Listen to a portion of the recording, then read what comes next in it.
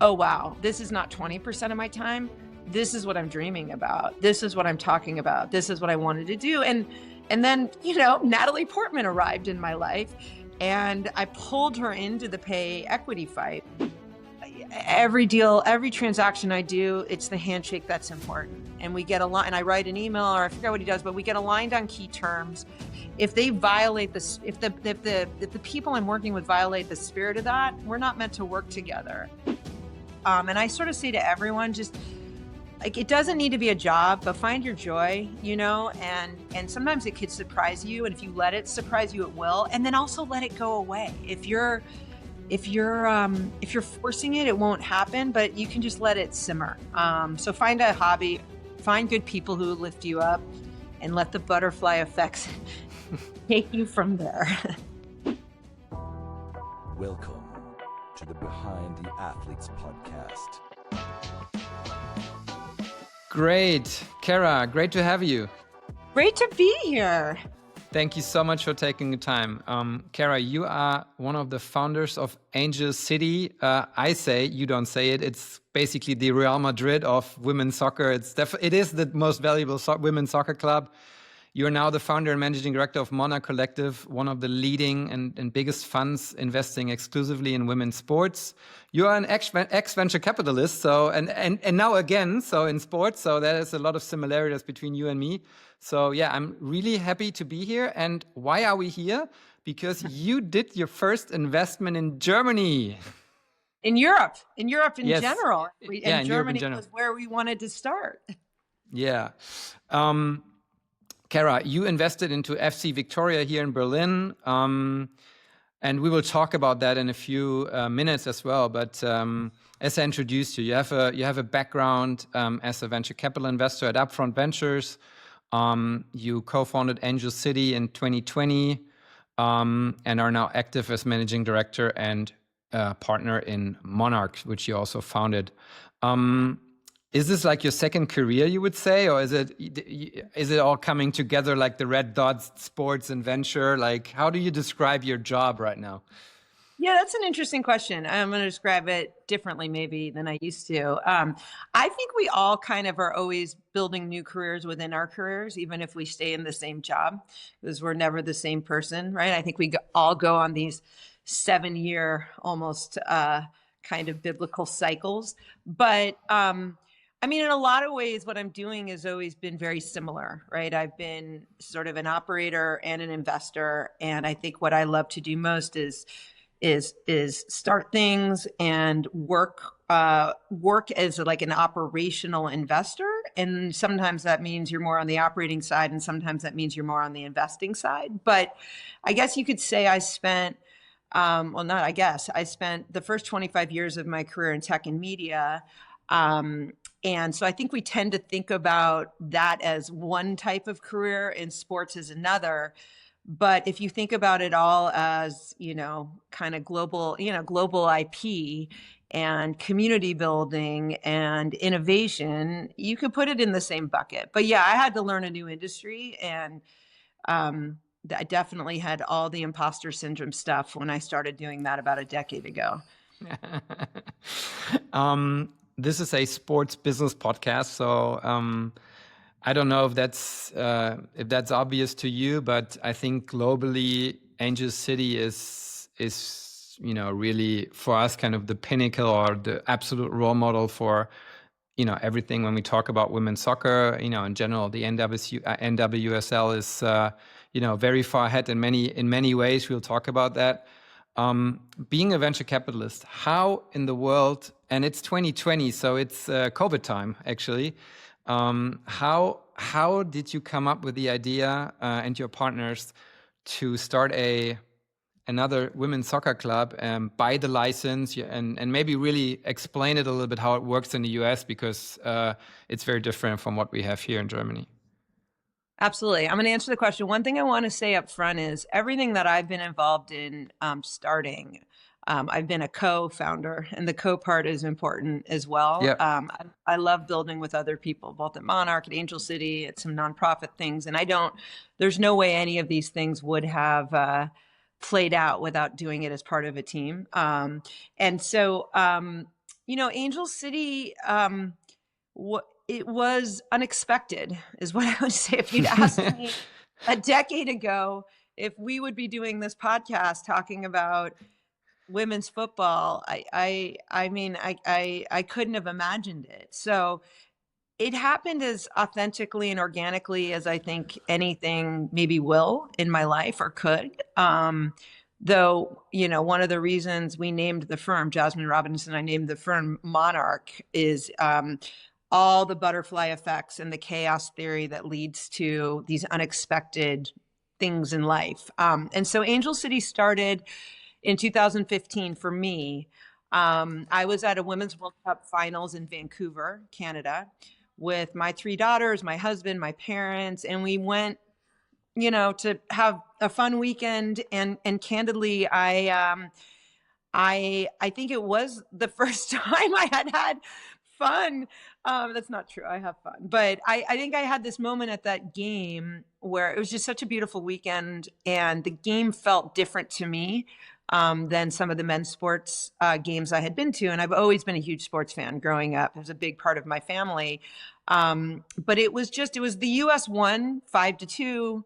So that was lovely. You guys have an incredibly winning culture for the German women's national team. But so you know what it's like. We hadn't won in the US in a very long time. But I think that what really stood out to me was we walked around and everyone was introducing themselves to each other and painting faces. And I wanted more of that. So anyway, after the US won, and I had all these new heroes, right? Abby Wambach, Crystal Dunn, Tobin. Was Alex Morgan there? Yeah, probably. Oh, of course, Alex. Yeah. I mean, I actually have this incredible picture. Alex, I mean, I'm friends with these incredible women now, but I have this picture with Alex and 2 of my 3 daughters as a fan in the stands. It's the only picture I got with a player, and she came up and we were, signing the autograph, and we have that picture. You didn't know each other. We didn't know each other at all. She was just being nice, as they are. But I was with her at dinner a couple weeks ago at the NWSL finals, and she brought up the picture, and we just had so much fun. And I'm now friends with her and her wonderful husband. But anyway, I'll speed it up because I could tell this story forever. I left that game just wanting, my middle daughter is a football player, and she really wanted one of the Defenders jersey, a woman named Megan Klingenberg. And I went to many, many stores in Vancouver, determined to find this jersey.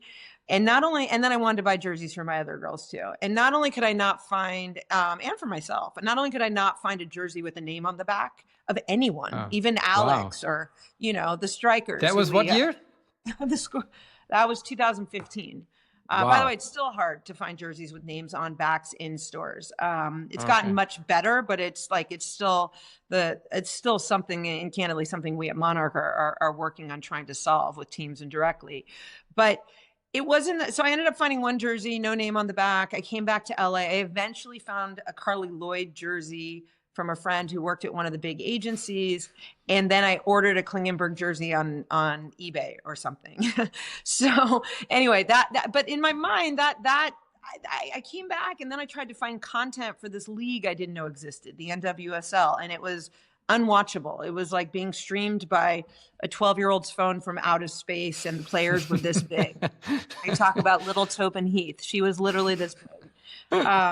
But what that kicked off for me was just a curiosity and maybe a mild irritation around how could you have, at the time, 300 million people watch that event, and that kind of experience. And then there was nothing to do with that demand and that enthusiasm afterwards. And everyone I spoke to in the sports industry, I started calling people trying to understand it, said, Kara, you're the only one who wants to watch women play football more than every 4 years.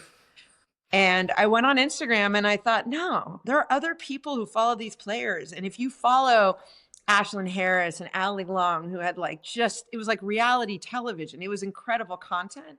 So anyway, that was the beginning of the journey for me. I talked about it all the time. The analogy I made is it's like having a Gatorade commercial or Nike commercial where you have for 90 minutes, the best experience ever. And then there's none of those products in store, but you say nobody wants the product. You just don't know, right? Because it's Yeah. so hard to find. Yeah. So anyway, one thing led to another. Eventually, I was asked to be an advisor to the U.S. Women's National Team Players Union. I'd gotten to know a number of the players who were starting businesses, and it was a way I could be helpful with, my background. And I was one of a group of 15 women who had started a nonprofit called All Raise to drive gender and racial equity and venture. And all of those things kind of came together where I got involved with the national team right when they were launching their kind of pay equity work to get paid the way the men's team got paid. And they were doing early name and likeness work to generate more revenue. So I thought I was starting by just helping the players in the union. It didn't occur to me that I would start a team, but starting the team, building the friendship with Natalie, all came out of that work. And if you want me to go there, I can tell you the story. It's fun. But I'll take a pause. So you said it started 2015. So that's 5 years before you officially co-founded Angel City. So that's quite a time. And I think there are many people also listening here who are not in the sports industry, but they do tremendous jobs in other areas. And they always ask me how to get into sports.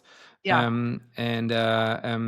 I guess you tell me now, but a lot of the things you started doing before actually 5 years later you started co-founding Angel City was probably for free, right? Or did they come up to you and said like, "Hey, Kara, you're not in sports. Can we pay you to be an advisor here or something?" How did that all work out? Yeah, I mean, for me, I've always been the kind of person who will follow my energy. And I have to stay very focused on the thing that I'm committed to doing from a work, paying the bills, et cetera, standpoint. But the way I've looked at it, and there've been times in my life where I can do this and times where I don't, where I spend 80% of my time on my job and my kids and, but 20% of the time is around things that just light me up and that I care about and that I want to see exist in the world. And I've always had nonprofit work heavily around gender equity. I mean, I was one of the, I started out at Morgan Stanley in the late 90s in their private equity group and then at Battery Ventures and kind of went from there, but I was always one of the only women at that time. And so I got very involved in mentoring then. And even when I had nothing to offer other than I was a venture capitalist, I was a very young venture capitalist who would just show up and say, "I'm here to help." So what I would say is that I think it's, it's having a hobby, it's having an interest. And I think sometimes if we think something needs to pay you, it becomes a job. And like a lot of delight and community and aliveness comes from doing things that just bring you joy, whether that's taking a run or trying to get women's football players, paid in a thoughtful, sustainable way. So yeah, for me, what I would say in terms of like my journey and getting involved in sports, it really started as something that was just a couple hours a week. I would talk about this at the end or beginning of meetings. Hey, like, why do you think you can't find the content for women's football? Or like, why is there not a successful league? And it was small talk. And then it became like, wow, I'm thinking about this all the time. I'm reading about it. I started to proactively reach out to people. My friends in venture capital, one of my friends at Sequoia, and one of my friends who runs a big impact fund here, Rethink Impact, they made the introductions to the players who were starting businesses and one to the National Team Players Union. And really they said, a friend of mine who I think highly of is really passionate about what you do, and she's happy to help for free, And so for me, that's how it started. But it did take many years and it marinated and I didn't need it to go anywhere. And at some point I realized, oh, wow, this is not 20% of my time. This is what I'm dreaming about. This is what I'm talking about. This is what I wanted to do. And then, Natalie Portman arrived in my life and I pulled her into the pay equity fight. We literally met. We were at an event together with women gathering from different parts of the industries, trying to figure out how to drive more representation. And on stage, I said, go make a new friend while you're here. Give them your number, someone you're curious about. And if they're strange, you can block them, but try to have a meal with them first. And she came up to me and gave me her number. And we had a meal and we talked about everything under the sun. And in the last 10 minutes, we talked about the work I was doing with the players union. And she said, how can I help? And we built a friendship. And so that's the whole butterfly effect thing. And then, of course, at some point we decided to start a team, but it was years in the making. And it wasn't even a twinkle in my eye. And when she came up with the idea initially, I said, really? I think you have to be, in much older, much maler, and much with money, more zeros. And she said, no, I hear it's possible. And don't you know how to do this, right? Raise capital, build a team, et cetera. And that's when I started the journey to go find Julie. We started raising capital, my co-founder, Julie Ehrman, who became the CEO of the team. But it was very much, and so what I would say is just start talking about it and figuring out, the way you can plug in personally. And sometimes that's time and sometimes that's dollars. Sometimes it's just being in the community and buying tickets and showing up and bringing more people and running a supporters group or just being a part of it. But I think the goal is more like, how can I bring joy into my life? Unless you have a lot of capital, in which case we can help you. But you have to have the right values. I think values alignment has always been first and foremost for me and for us. And you don't always get that right. But I think now we really try to get that right, both at Angel City and Monarch. So if the values alignment isn't there, it doesn't matter. The market, the team, we won't do it because we think long run, it won't drive the kind of returns that are possible because this is very mission oriented. It is very authentic. And eventually you can feel the difference, right? You can feel the difference with an FC Viktoria versus others. Yeah. Yeah. Actually, that's really interesting because I think that's for many people. You spoke about follow your energy, and I think many people feel where the energy is, but it's kind of hard to follow it usually because you said it earlier. It's you also have to pay your bills, and you have to make life work. But I think daring how to follow your passion and do it a little bit, doing it 5%, doing it 10%, definitely brings joy to it. And I think only if you have the passion, you can also, can do it for 5-6 years because it's not to do something eventually, but it's, you already reap the benefits or you have the benefits once you do it. So that all led you to Angel City. What was the key hypothesis from a business perspective that you guys said, besides passion, okay, this is what we want to do? Maybe talk some numbers also. How much did you have to pay for the license? How much does the license cost now, and all of that? Yeah, well, so I'll start qualitative, and then I'll get into numbers. Yeah, I think magic when you feel it, right? And we're in this industry where you can show up in a stadium, no matter how jaded or how long you've been in the business, and go back to feeling like a 12-year-old kid. And you can feel that, right? But then you have to make the math work. This is the way we move the ball forward, put it in the net, whatever we want to say, is by showing there's also a financial case. And it's also the way we enable the right people to run these teams, and we balance, kind of all the components. And so community, player welfare, sustainability from a profit and loss standpoint is a key part of that in the long run. So at Angel City, I would say we went through a lot of iteration to boil down the key thesis. I think my key thesis became, I'll just say this, maybe to give you guys some stats to start. Yeah.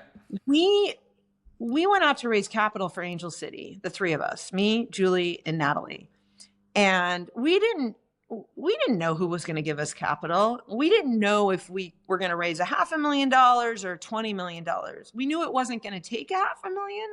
And we started by looking for somebody who was going to do all of it and be there to put 20 or 30 million in at the beginning. And what we found was that no one was interested in doing that. We got close with a couple people who I really respected.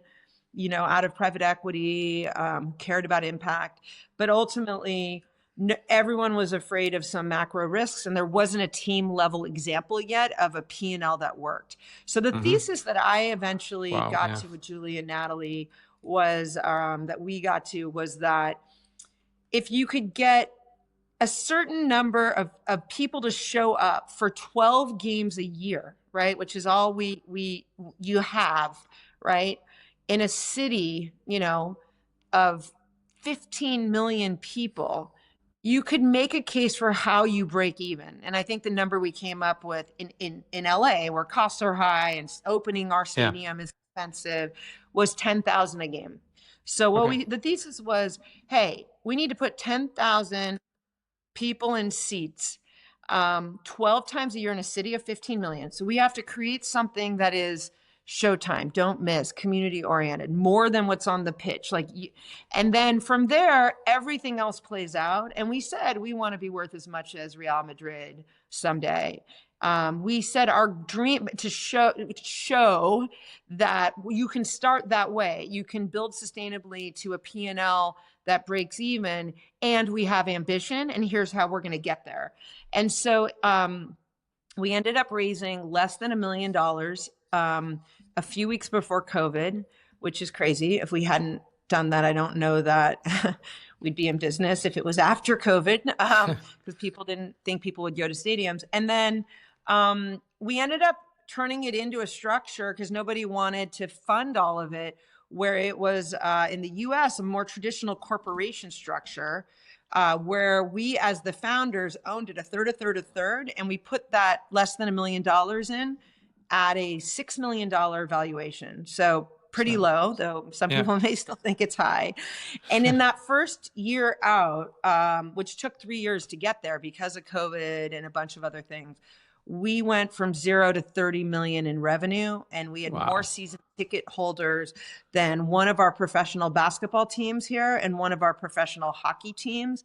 And most importantly, we really put a model in place that also gave back to the community in a way that we were very, very proud of. So, and last thing I'll say, you asked about the numbers. We paid $2 million for the Angel City franchise. That has kind of marched up pretty consistently since I think we bought the franchise in 2020. Then Kansas City came in and paid $5 million for a franchise. Then Washington came in and paid 30. Then Boston and San Francisco came in and paid, 53. And we just had the most recent one go in Atlanta to an incredible ownership group who leads the men's team there. And they paid 165. And so, the franchise values have obviously changed meaningfully. The league has changed meaningfully. The quality of owners have changed meaningfully. And a lot of it did come from seeing a commercial model that other owners and league officials thought could work. So how did it, maybe just to you said in the first season you had these 30 million of revenue in a city, in a city and in a metropolitan area that's very big, but also has a lot of sports. What did you like? What was the USP for you guys? I mean, you described a little bit earlier the feeling in Vancouver 2015. I know how the FC Viktoria games are being run here in Berlin. It's definitely something different, but what did you do to really, and where did the revenue come from? I guess you filled the 10,000. I don't know. Was that the maximum size of the stadium, more or less, or? No, the stadium was 22,000. Okay. And that first year, we sold out a few games. We were much higher than that. Okay. We probably were much higher on costs as well, but I think but we did, I look back at the original data, we underestimated our revenue meaningfully. I think we were more than 4 times our initial forecast from a revenue standpoint. I guess what I would say is every team is different and it is hard to build these out. And so I don't want to pretend like this was easy. There were a lot of incredibly hard things. I mean, this became like a fourth child or even a first child at times. There are so many ups and downs in those first few years and navigating those things. And I think your point is a really valid one. I mean, we'll get to Victoria and Berlin in a second. Every market has different dynamics. I mean, there's certain things you can't change. You know, is it considered a major global market? Do people want to visit that market? Are sponsors and brands and partners interested in it? But I mean, we were told, you know, by everyone, this is explicitly not going to work because it's LA. You have essentially 11 professional sports teams. You know, if you count, you know, your 2 college teams, everyone in LA is fickle. The weather's too good. You have the beach, the mountains, the music, you know, Hollywood. And so, and then Red Ocean.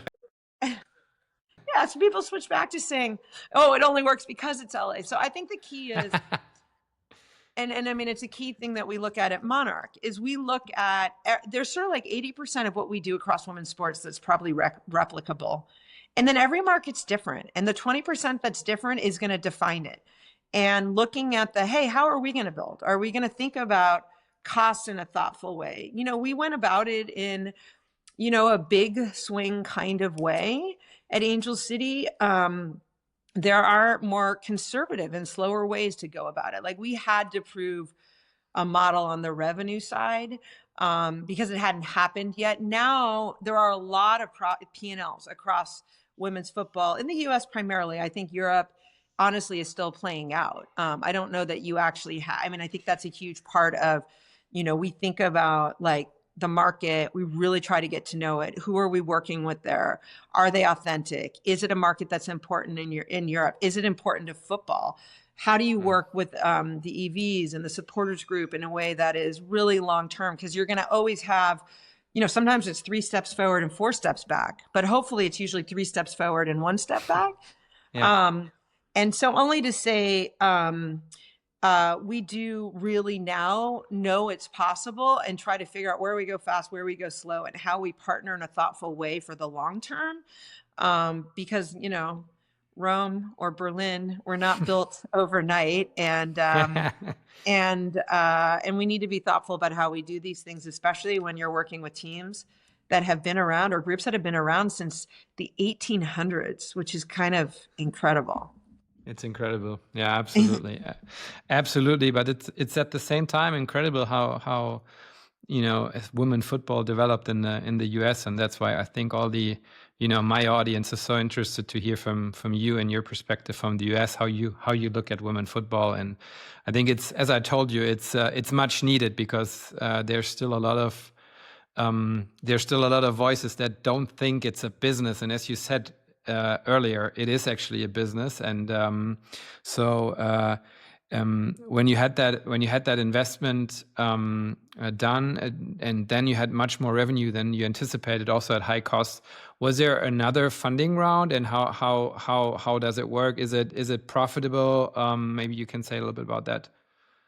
Yeah. I'll talk about what I can talk about. There are many more rules now than when we started. So the early days are all public because there were less rules. You can quote some Harvard business case numbers. Or Yes. And so we do have that Harvard Business School case, which is great. But you know, we have you know, league and new partners at Angel City in the last year, and so I try to be thoughtful about honoring all the disclosure. Or I am very thoughtful about honoring disclosure, but I'd say there were multiple rounds. I mean, it's very similar to Victoria, right? There were multiple rounds. We raised $1 million, then we raised $5 million, and I think we raised $14 million. You know, we brought in lots of different kinds of investors. We had a venture fund called Initialized, you know, that wrote the biggest check in our first round. And, you know, what else? We brought in a wonderful family office who was really mission aligned in LA, and they did a ton of work with us. We had a couple incredible board members who came out of sports in the industry who were invaluable to us, David Nathanson, Brian Weinstein, who really helped us with stadium dynamics and media dynamics. And so we surrounded ourselves, like most of our capital came from people who were new to sports ownership, and more like a venture capital profile. I mean, we brought in all of our friends, right? Julie likes to talk about how our very first commitment was verbal commitment was from Eva Longoria. And it was at a point in time when, do you guys know Eva Longoria over in Germany? Yeah, she's very famous because she advocates living in Europe heavily over here. Yeah, she's very, I think she has a very international life. She's an incredibly authentic person, who moves between cultures. And we were actually at a low point when we pitched her. We just gotten many no's, and I was very down. And Natalie said, "Hey, pitch my friend Eva." And Julie did it alone. And she came back and she said, "Eva gets it." She said, "I get it. You guys are a platform the way I am a platform. And I believe in, I do work, in TV and movies, et cetera, but also there's so much I care about beyond that. And how do we bring those things together?" So we started bringing in Natalie's actor friends who had much bigger Instagram followings than my friends. But also on my side, I brought in people who were like Sarah Hardin, who ran Hello Sunshine, or Heidi Patel, who runs a very large Gender Lens Impact Venture Fund here, or Layla Sturdy, who runs Google's growth equity investing arm and has done some of the biggest tech investments, UiPath, CrowdStrike. So we brought our communities together, but we raised $1.5 million, et cetera. When we raised that million, and we didn't have a license to operate yet. So those people were taking a lot of risk, right? And so we'll be forever grateful to those people who took risk. Yeah, you said earlier that initially you were looking for the one big check for 20 million initially when you started out, if I understood that right, and then it was much smaller initially, and then you brought in all these exceptional human beings with their network and everything. Was it basically was the way it all turned out maybe even better to have that network and have that broad investor base to really bring the cause forward?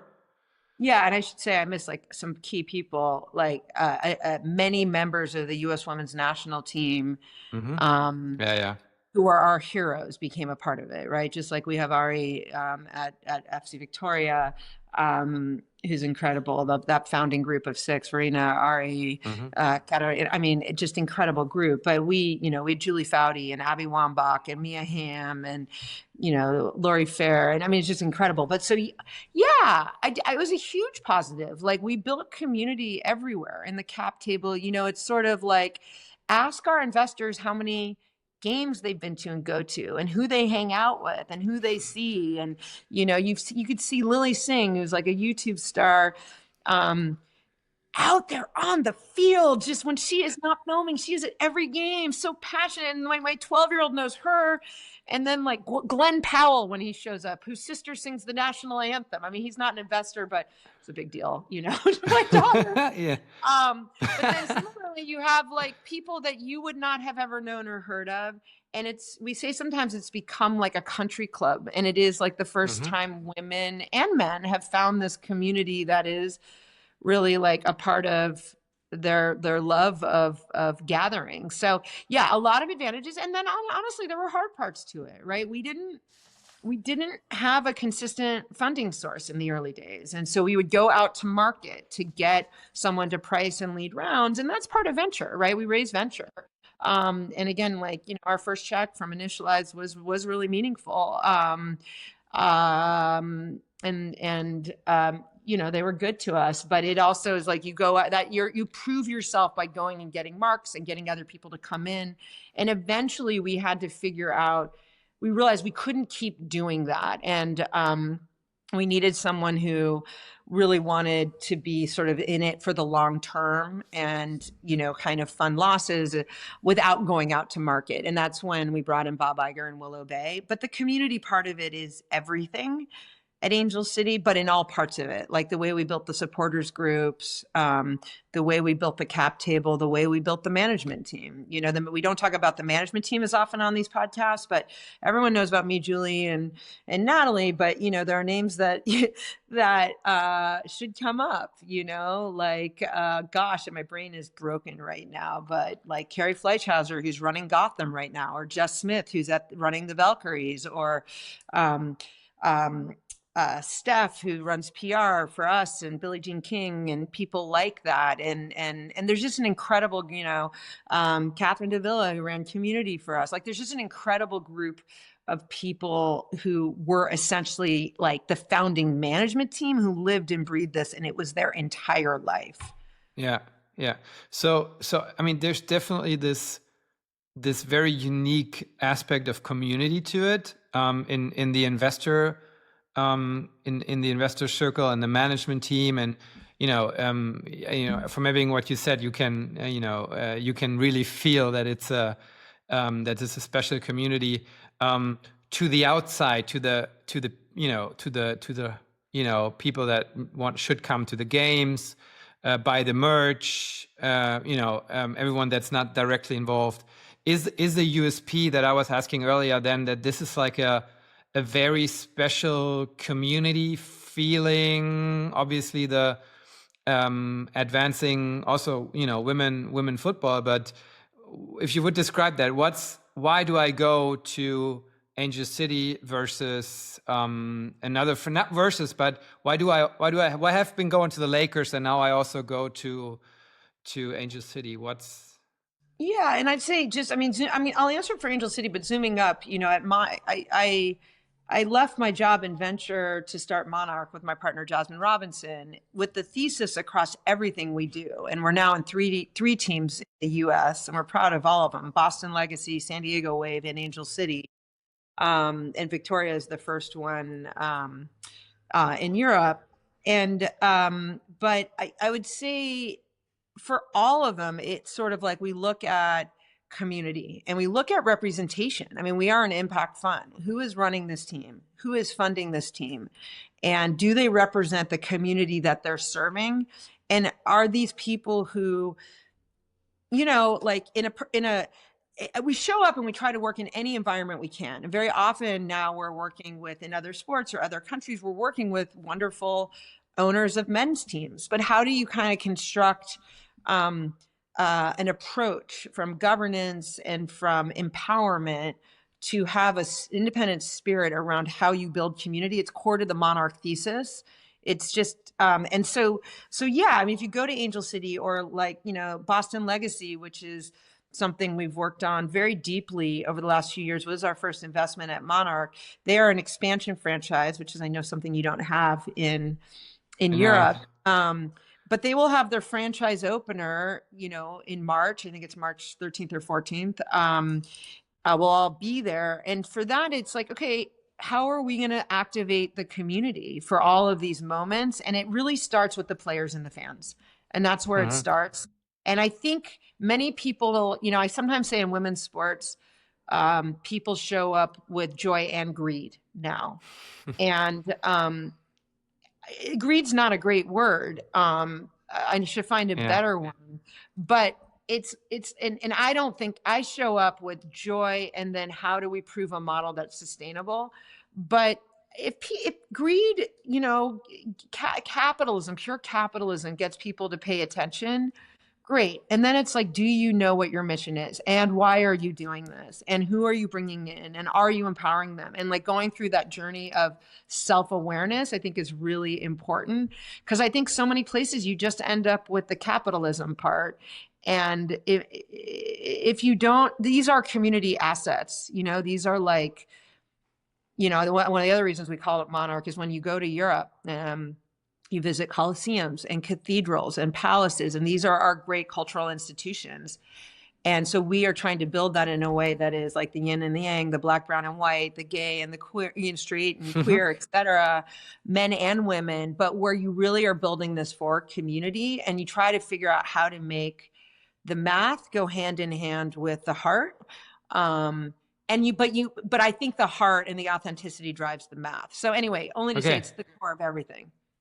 Okay, so and do you feel that's hard? Because you said initially there's a passion for something, you're intrigued, there's a lot of energy, and then it starts being a business, which is also good because it can make things more sustainable. You can, if money comes in, you can create more for the community and build this thing out. So is that something that that you follow also at Monarch, that you say, the heart and the underlying hypotheses, they are always driving the numbers. Yeah. Yeah. And then depending upon who you talk to, we may describe it differently. Yeah, sure. We'll talk about manifesting and heart. And, if you get Jasmine or Christine, they may discuss it a bit differently. You're a team. So that makes it perfect. We're a team. But I think that we have 5 core values and we're always working on them. We have a mission. Like, actually, I'm going to spend 2 hours today on our living, breathing mission, because we're rewriting it again. Is it real? How do we hire, right? Like, our values are around collaboration, around patience, around creativity, around joy. And so what I would say is yes. And I mean, it does lead me to Viktoria. We love spending time we spend time with a lot of teams and leagues in Europe. And we've hired someone full-time in London who also speaks German, by the way. And there's a number of us spending a lot of time in Germany and with the team. You have to compete in the field or the arena that you're in. But if you have an option to work with a group that has more heart and more authenticity and cares about representation and excellence, we think that drives outcomes. And so when Viktoria reached out to us through the Harvard Business School professor, and I went to their website, I was like, wow, I don't see websites like this very often. And I don't see founding groups like this very often. And I thought I was just taking a call and it was going to be like a friendship, which I do all the time when I'm inspired. And then I was so impressed with them as founders, but also I was completely lit up. My energy felt like very unusually different relative to most first Zooms you have. And that's the magic part. And if we have a chance to do that and we can make everything work out, and all of these are a long shot, we will go on the journey. I mean, part of what I say is we will waste time with the right people. Everything we work on is a long shot, and we just try to be helpful to the industry. We'll talk to any team owner. We'll talk to any founding group. We'll talk to any league, and we'll show up and try to be helpful, because it leads to places you can't expect, even if it takes months or years, or if it's just building the ecosystem. Yeah. Let's stick with Viktoria Berlin for a second. So you said all the energy came across a Zoom call and the website. What was particularly enlightening, or what was interesting to you when you spoke to? Did you speak to all 6 of them, or who joined? Do you remember who joined the call? Oh gosh, it was Verena, I think. I think it was Katarina. Maybe Liesl. Okay, yeah, at was least half of them or more. Yeah, okay. I think 2 or 3. Yeah, and then I just have gradually met others over time, including Ari, who travels the world, so I get to see her in LA. That we're hopefully going to do some delegations back and forth to Berlin, LA, Boston, San Diego. So open invitation to the listeners of this podcast. Though let's meet at a Viktoria game first. Like let's meet there. Absolutely. Yeah, I mean, so your question is what happened on that first Zoom, or what's your specific? Yeah, because I imagine, coming from the US, were you already in the mindset to be starting to invest in Europe, and this came as like, okay, this is anyway what I want to do, or we knew we wanted to be in Europe, right? And we were approaching this as, we'd been working on Europe. We've been working on Europe since even before we started Monarch. We actually went under NDA and started working with our first kind of very meaningful organization, November of 22. We were the only group other than the regulator at the time.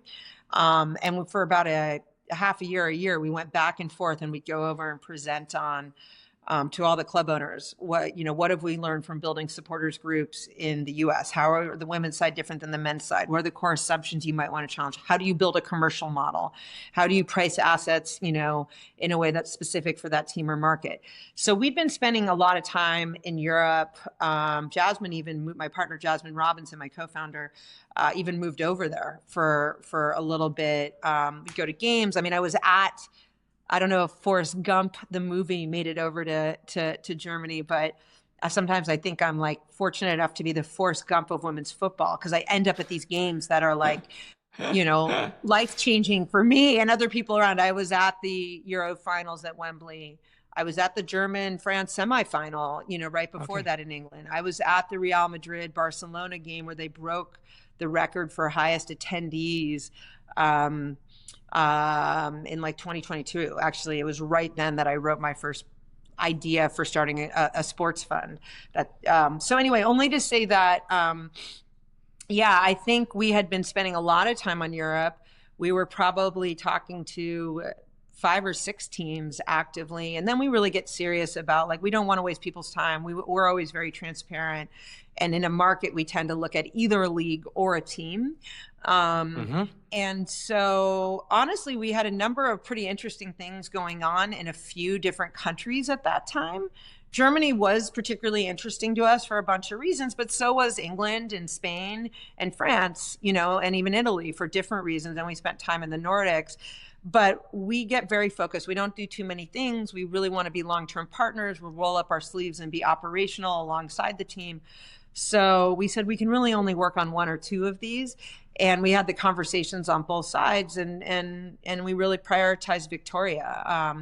Even though it's a second division team, when we started talking to them, it was a third division team. And most of the teams we were talking to were first division in every country, but also working with Victoria has really opened our minds to our thesis being broader, and going on a long-term journey with the right partners. Because I think the right partners, and that could be a men's team owner for sure, but people who really understand how to set up governance, capitalization, management teams, where you're taking shared services, where you're doing things independently, how to hire the best talent. We have a network of both sponsors and talent that we will bring into teams as we come, or at least the know-how around how to structure that.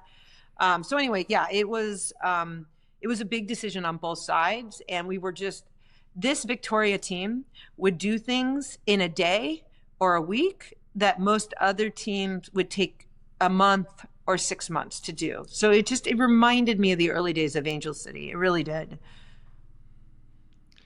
So how long did the investment process take at the end? It sort of was like fast and slow, right?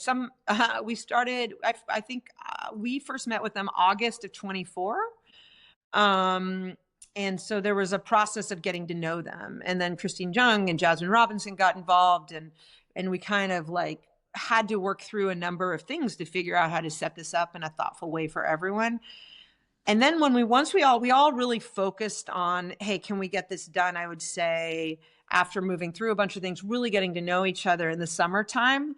And then it moved very quickly. And I met with my brain is not, it's earlier here than there. I met with Feli and Kata in Copenhagen in August. My wonderful husband was doing an Ironman there, and I was on vacation, and they flew over, and we just had the most glorious meeting. And then it really accelerated after that. But we were knee deep in doing the work by that point in time. And so we were talking through some more kind of spiritual things, I would say, that moment in time. But the personal relationships and actually really getting to know people and how to get long-term alignment is so important, because you will have conflict and you will get things wrong. And there will be, fans and supporters who aren't happy at moments in time. And how do we come together? How do we build those relationships for the ups and the downs? I think that is what defines the best teams long term. How did you look at the 50+1 rule in Germany, which is very special to the German market, right? Yeah, I think we view it actually as very special to the German market in that, I think many people look at it and say, wait, how could we make this work? But actually, if you're building relationship with the supporters group, as the team really has, in a way that felt very unusual. Some of this, it's following the rules, and it is having the personal relationships, and it is understanding long-term alignment. It is, going in those rooms and looking each other in the eyes. And, one of my mentors, actually, I don't even know that he thinks of himself as a mentor, but when I was a venture capitalist, is Fred Wilson, who runs Union Schools. I learned a lot from him. I still have notes. I keep notes from like the mentors, and sometimes it's just a couple of conversations. But Fred once told me, he said, every deal, every transaction I do, it's the handshake that's important. And we get aligned, and I write an email, or I forget what he does, but we get aligned on key terms. I think he even did his own term sheets or legal docs for a long while. And he says, if they violate this, if the people I'm working with violate the spirit of that, we're not meant to work together. And it's heartbreaking. But he was sort of like, it's more the way I'm wired, right? Obviously, if there are any LPs listening, we're very, very thoughtful about how we set up legal documents and do things in a way that work for everyone. But I also really have always believed, like, that's my way of doing business too, is do the founders, do we all have a handshake on where things go? And that was part of actually that meeting. You know, Christina spent time with the EV. The team obviously knows them very well. We're all going to keep coming over and spending time with everyone we can in the league, other teams. We want to thoughtfully build relationships and show up as a resource. And then I think when you do, I'm coming over actually in February for like maybe a week or 10 days. And I'm going to, I think, speak at an event with Verena. Then I hope to just meet people and be helpful and listen and learn. And we know the German market is special, and we're trying to show up deferentially and thoughtfully. And we feel like we have incredible partners in these 6 founders who have lived that. Yeah. What would be, if you when you talk to the founders of Viktoria Berlin, what's the vision you guys, because when most people talk about football clubs, they say like, okay, next year we have to be in this league, and then we have to win this X and Y. And I've increasingly seen actually with US investors that also, being a franchise system, that that have a bit more of a long-term view, in a way that building a sustainable business, of course, you want to have success. But there's a lot of examples of clubs that had success here in Europe, and you can be relegated in Europe, right? So, and then they had a lot of success. They pushed everything into it, and then they just collapsed. And in the NWSL or NFL or whatever, you would call it a rebuild, but you still had your club in the league. But there's a lot of examples. If you now look to third division Germany men's football, of iconic clubs that just totally collapsed. What's your criteria for success for Angel City, for Viktoria Berlin, but also for all the clubs you're looking at? What are the different criteria?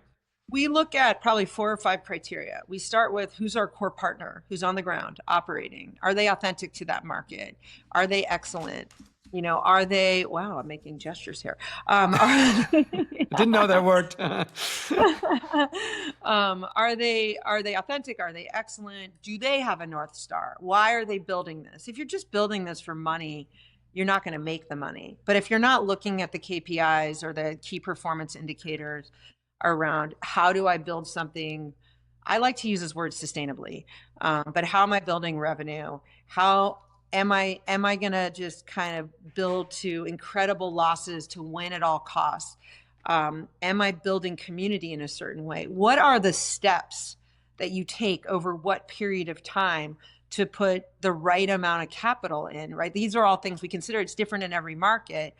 So, I can start with how we look at it at Monarch, and then I can go Angel City and Viktoria. So at Monarch, we are underwriting we are investors. And I like to say, when we come to Europe, we show up as just American enough, right?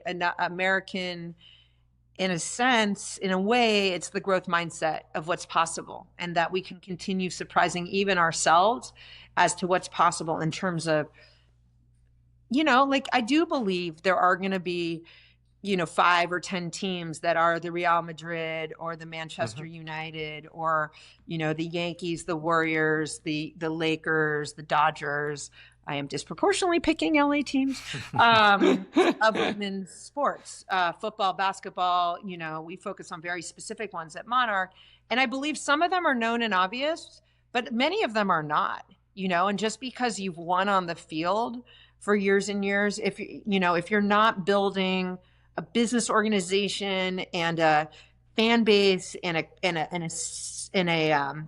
that is asking hard questions and helping you identify blind spots that naturally emerge for any of us, you may not be one of those teams, even if we think you are today. And similarly, you may be a third division team that if you are our second division team, I mean, and this is increasingly, we're thinking about this, especially, in markets like England, if you really think about capitalizing your team differently and creating independence and governance and getting really aligned with what do we do best on the men's side? Okay, let's structure that as a shared service. What can we do differently on the women's side, and where are our blind spots, and how do we collaborate? Like, we are wired to be minority investors who collaborate well, but you could possibly be a third division team in England or a second division team and become one of those top 5 teams if you think strategically about how you line up the heart and the metrics. So at Monarch, we look at partner, are they values aligned and excellent, right? Willow Bay and Bob Iger, the Leichmans in San Diego, Jennifer Epstein and Amy Danoff and Stephanie Connington in Boston. Like, these are extraordinary groups. They also, the founding team in Victoria, very similar. Who are we working with? And we will often meet people who are good at sports, but they don't really, it's sort of like they're doing things just for asset utilization, or, they own one men's team, so they're going to do a women's team. But increasingly, like, the people we spend time with, even in the US, who own men's teams, they value and want a perspective like Monarch, because they want to be challenged, even if they run one of the biggest teams in the world on the men's side, and that's different. So we look at team, we look at values, we look at market, we look at sport, we look at media revenue, we look at sponsor interest, we look at valuations, we look at structures. And at Monarch, we are underwriting to a return, and that's important. This is not a charity. None of us want it to be, but you can do mission-oriented work from within it. And then for Angel City, I would say very similar. I think I kind of just went through it. It's I think Angel City is, I'm a bit biased. I'm both a co-founder and we're investors at Monarch, but I think Angel City has really kind of the right control owners. You have Julian as the CEO. You have Sarah Harden as our one of our governors. You have an incredible market. Like, it should be one of the most valuable franchises in the world 100 years from now, and outlive me.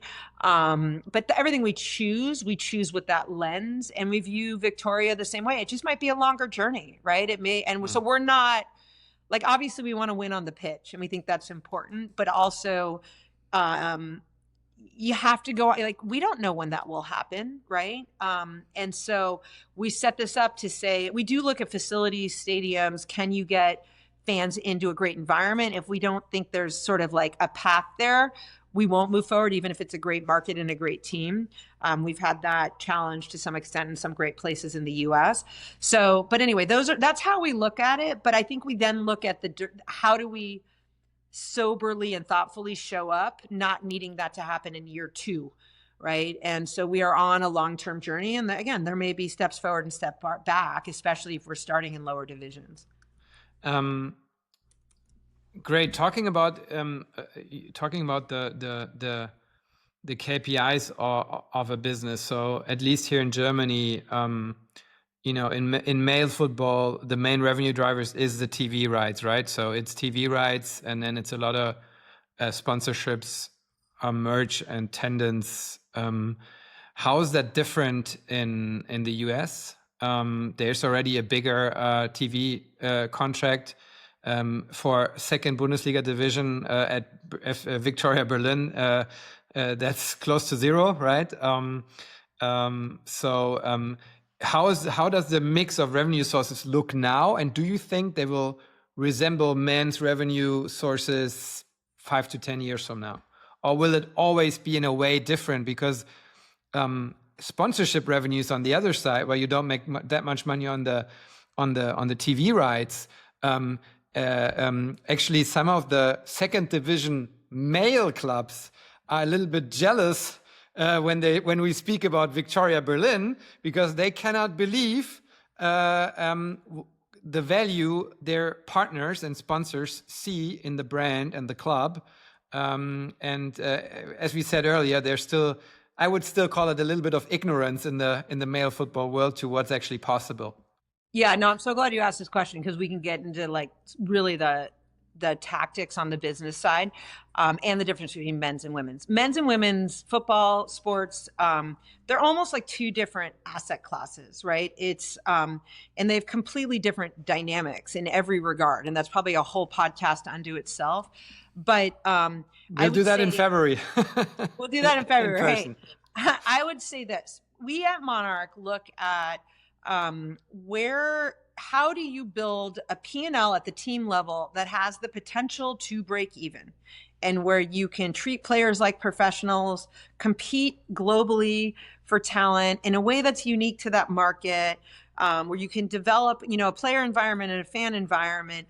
And then what we look for are markets where we believe media revenue is up and to the right, and where there's early data that shows that, because that both builds brand and distribution and access and fandom and kind of tickets, it creates more interest in like following the team as a season ticket holder, but it also drives high margin revenue down. And so if you look at the men's leagues, it's much less, to me, it's almost like, as you know, many of the sports is a passion, and sometimes it's a passion and you go into it saying, I don't know if I'm going to make any money, but you should be clear with yourself. And in men's football in Europe, that's a whole other can of worms. But, before we started Monarch, I spent 6 months in men's football in Europe, and even considered sitting on a board of a top men's team, and raising capital for them and getting involved and looking at long run, kind of how could I learn the women's side through the men's side?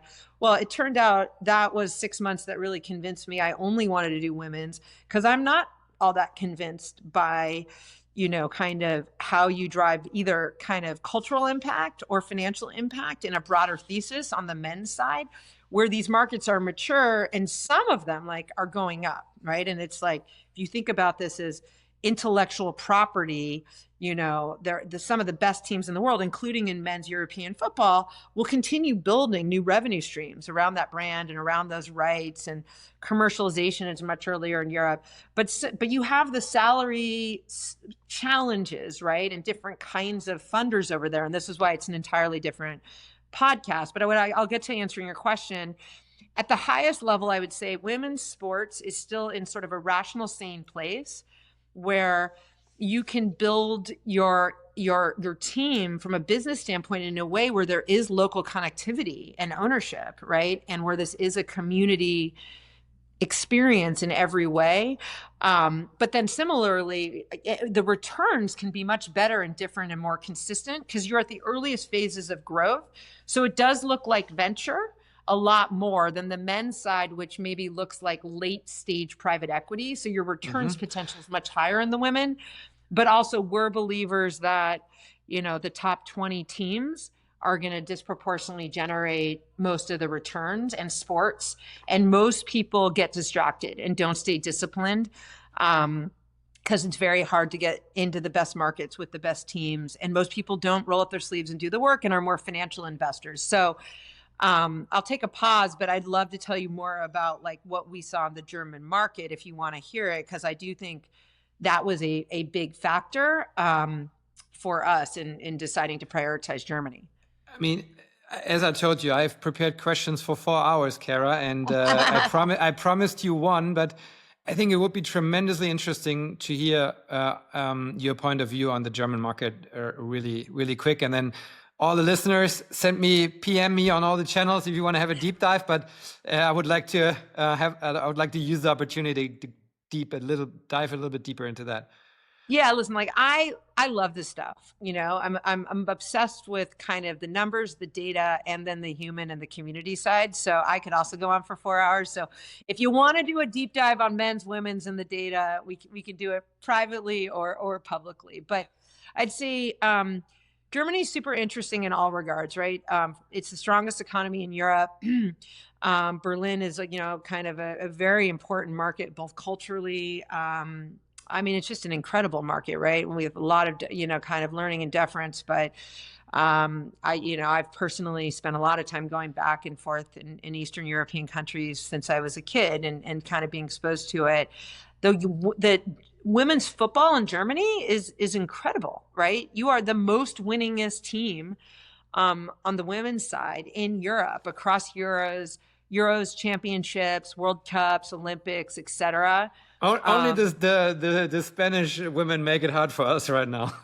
Right now, yeah, and the market's changing, but the depth and the history is a real advantage in inspiring young girls, in building out an understanding around it, and doing it in a way where you have many teams that can benefit from that, right? Versus one or two teams in other countries. Like, I think it's one of the things we love about Germany is the strength of the men's teams who are investing in women's teams, the strength of so many different markets. And I'm a big believer that if you have 10 excellent teams in Germany, it has the potential, to be one of the top, if not top leagues in the world, right? And so you can continue, right? You had I think you had 58% of your viewership audience watch Germany in the most recent finals in the Euros, right? Yeah, which is incredible.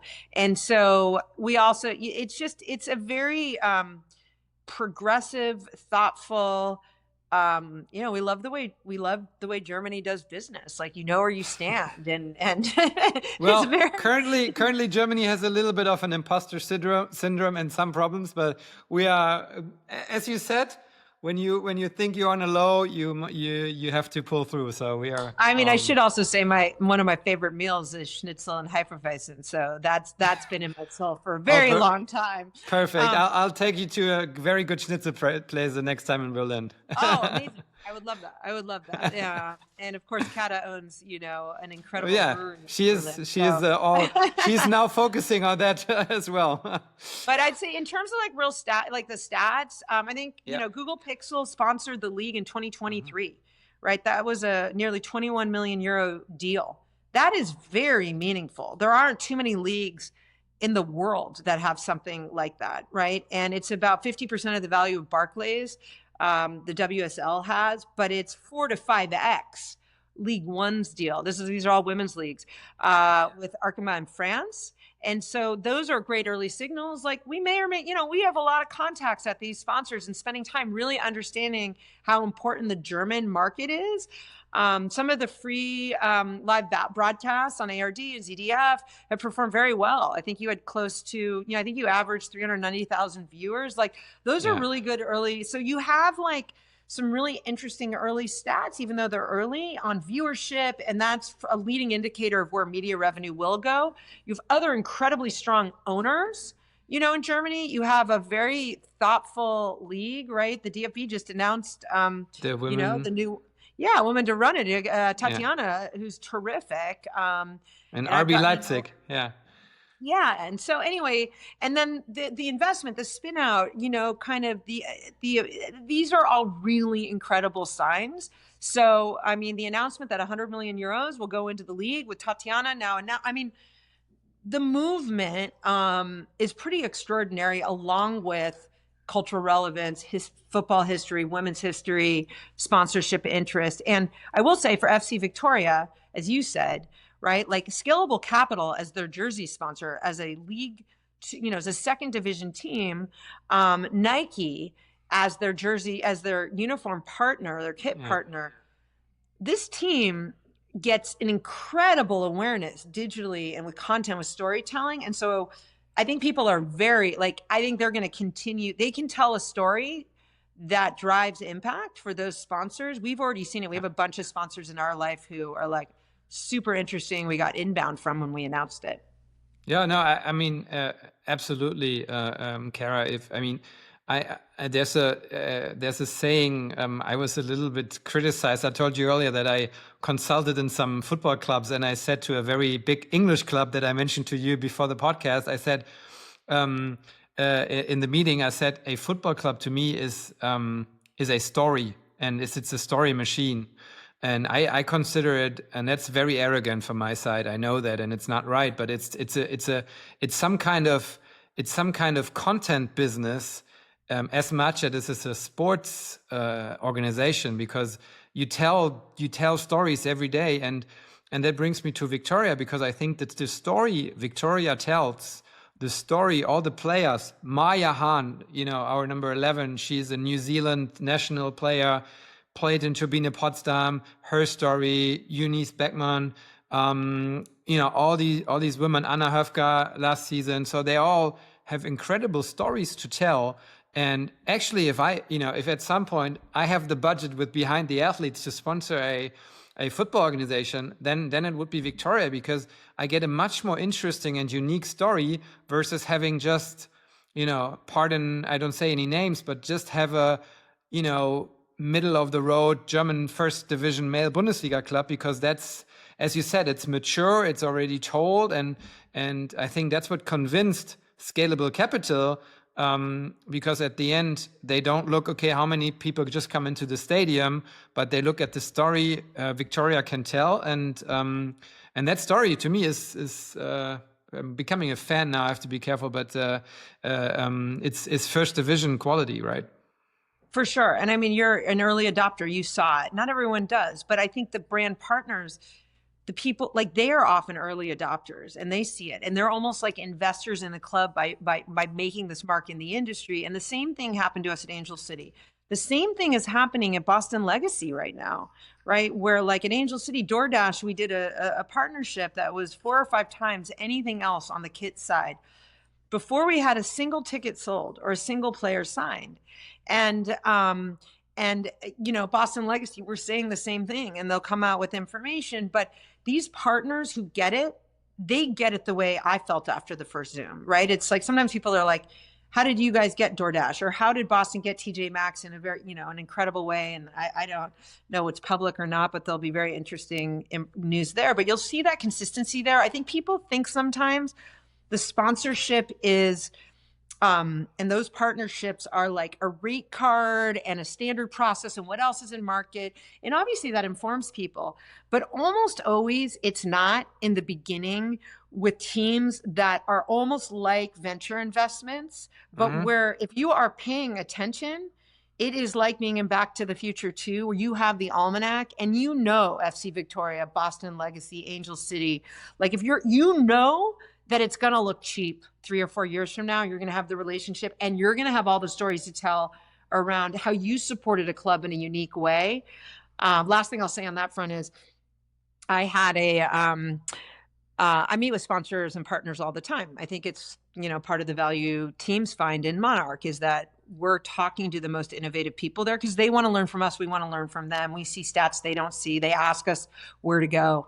But yesterday I was with a CEO of a company you probably don't know in Europe, but is a big one in the US, called Madison Reed. And they've sort of revolutionized non-chemical hair dye treatments. Really big business, incredible CEO, venture-backed, profitable, all these things. And they have supported a number of players and now teams in the US, Paige Beckers, people like this. They're doing innovative things.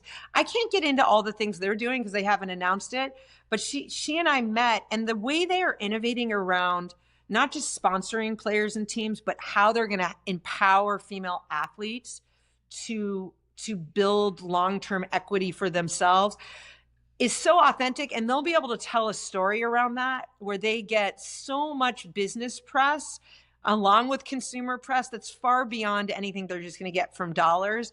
But they have like the first brand to sponsor like an arena in women's basketball, UConn. And she said it's converting through the roof. So it's these kinds of stories that I think play out where people are like, hey, why am I a first division men's team and a second division women's team has a better deal than I do? I mean, it's the pioneers in the market who long run though are looking for the metrics to play out, and you're going to celebrate them as a genius. It's like, look crazy and then look like a genius. Just do it within a year or 2 or 3. No, absolutely. There's a lot of follow-on questions. So for everyone listening here, there's much more to Angel City in terms of also how you give back to the community, how you manage your investment community. There's a lot more on Victoria, what you guys are already doing in terms of operational support. So I hope Ari and Verena and Kata and Feli, they will not get mad at me that I don't mention this, but I think looking at the time, so I hope I spark a little bit of interest for episode 2, which Kara hasn't promised me, and it's let's see. But one question I wanted to ask Kara, which is always a little bit the signature question of this podcast, because I meet a lot of people that actually found their passion, and it was never like a red line and a straight line to be working in something they truly love. And you talked about follow your energy before, and I noted that down here on my little note. And maybe as a little advice to people out there who want to follow their passion, but at the same time they want to make ends meet. What would you tell people that feel they have a passion, but I also hear a lot of people that say, like, I don't really know what my passion is, and follow this in a sustainable way? Because I asked that question because I think if more people would do that, I think there would be a tremendously positive outcome for the people itself or themselves, but also society and community. Yes. Well, and Mark, if you have any friends who want to do more of the touchy-feely human, just all my things on this front, I love talking about it. We'll keep it businessy. I think maybe I'll start with I think sometimes we get in our heads about what our passions are, and what kind of I've learned to do over the last 5 years is almost write down when my joy and energy feels like a 10, a 1 out of 10, a 10. What's giving you energy? And honestly, it could be like, I got it the other day, swimming in a pool with my husband, and he was teaching me how to draft off him. I didn't like drafting off him, but I liked when he drafted off me. And I'm not really a swimmer.